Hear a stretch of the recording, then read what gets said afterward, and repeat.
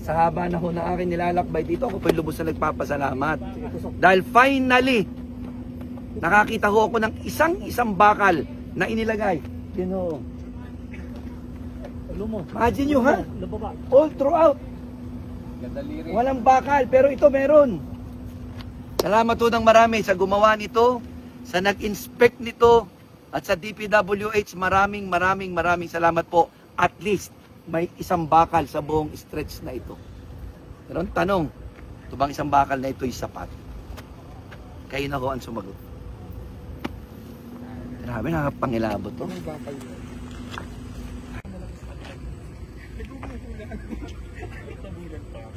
Grabe.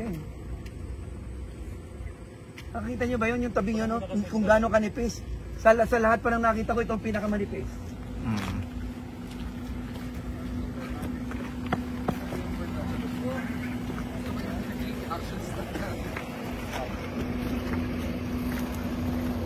Yung ito.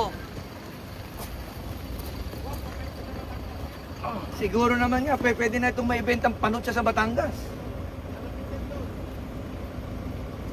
Mr. President, tingnan nyo naman ho.